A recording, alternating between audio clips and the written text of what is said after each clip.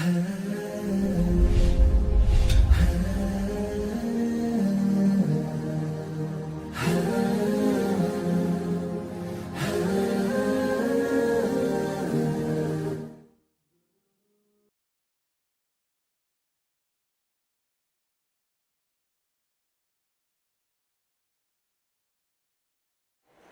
لله رب العالمين والصلاة والسلام على أشرف الأنبياء والمرسلين وعلى آله وصحبه أجمعين ثم أما بعد.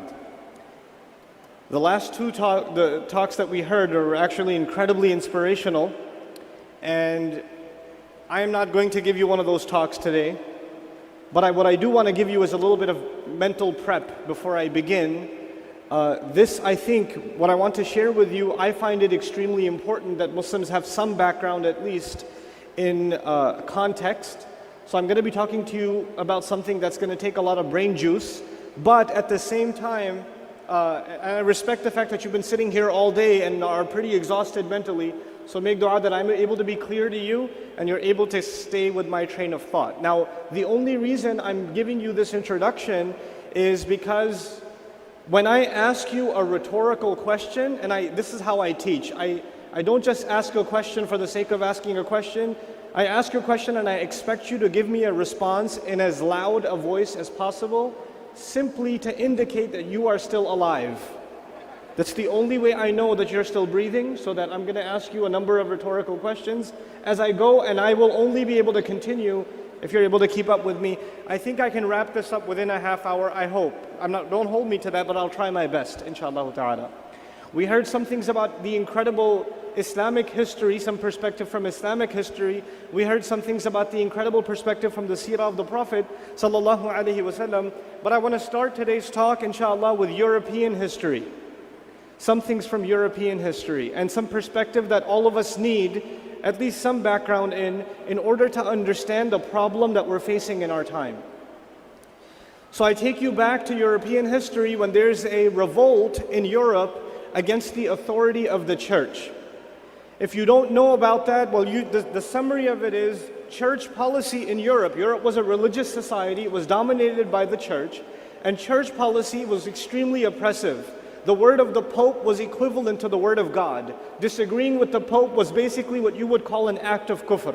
You were a murtad, you are no longer a believer, and you must be executed. The only way you can be cleansed of the sin of disagreeing with the church is you have to pay with blood. You have to be tortured and killed. And you're not just killed, you are tortured and then killed. That's the only way to save your soul. In that environment, Europe had been oppressed by this religious doctrine for long enough a time that two movements sprouted. Two movements came out almost at the same time. One of those movements is the Protestant Reformation. The idea that and because the church said that the average Christian has no business reading the Bible. They're not supposed to be reading the Bible themselves. That will come from the Pope or from the authority, the hierarchy, and they will not only read the Bible, they will also be the ones to interpret the Bible. And their interpretation is not subject to question. The Protestant movement says, no, every Christian should have direct access to the Bible. They should be able to read it for themselves, figure it out for themselves. We don't need the church to tell us this. So this, revolt against the authority of the church begins, and that is summarized. This is a 8th grade, 7th grade, elementary school version of the Protestant movement. Now, at the same time, yet another movement comes forward, and even a more powerful one, and these two are related to each other. The second movement that comes forward essentially says that the church has been teaching a doctrine that doesn't make any scientific sense. These people burn books of philosophy, books of science, anything that disagrees with their doctrine, like the earth is the center of the universe. That's the biblical claim, at least from the Catholic side. How can we accept the earth is the center of the universe? There's scientific discovery going directly against that now. We cannot accept this faith. And as a reaction to that, the church considered this scientific inquiry kufr, disbelief, so they burnt down libraries and killed people of science and killed people of philosophy. So there's this, the essence of the French Revolution, which is the undercurrent of which is the Catholic or the Christian doctrine. Number one, it is oppressive, and number two, it doesn't even make sense. It doesn't make sense. We need to come to what makes sense, which is science. which is philosophy, which is logic, rationale. And so there's this revolt against the church from both directions. From the religious direction, the Protestants, and from the scientific, secular direction, this other revolution that takes place, that removes and eliminates the authority of the church. Now, once this revolution takes place in Europe, and it's one of the bloodiest revolutions in world history, once this revolution does happen, now all of a sudden, Europe is a free-thinking society. They are rediscovering what they should believe in and what beliefs they should hold on to and what thoughts, what ideas should be at the center of that society. It's an open marketplace of ideas. So this is a time where a number of philosophies came out of Europe. A number of scientists, actually the earliest scientists in Europe were some of their biggest philosophers. So philosophy and science to them was actually hand in hand. And there were not one, but many, many different kinds of philosophies that were clashing against each other in this open marketplace of ideas.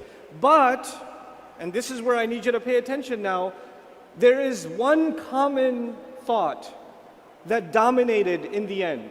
One common line of thinking, even though there are variations that are small here and there, one trend in European thought won in the end. And eventually, not only did it remain in Europe, it made its way to the entire planet.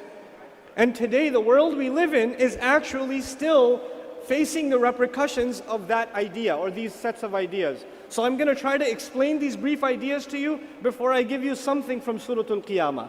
It's supposed to be from the beginning, the ayat of Surah Al-Qiyamah, but I want to set the scene a little bit for you first. In pre-modern society, most societies in the world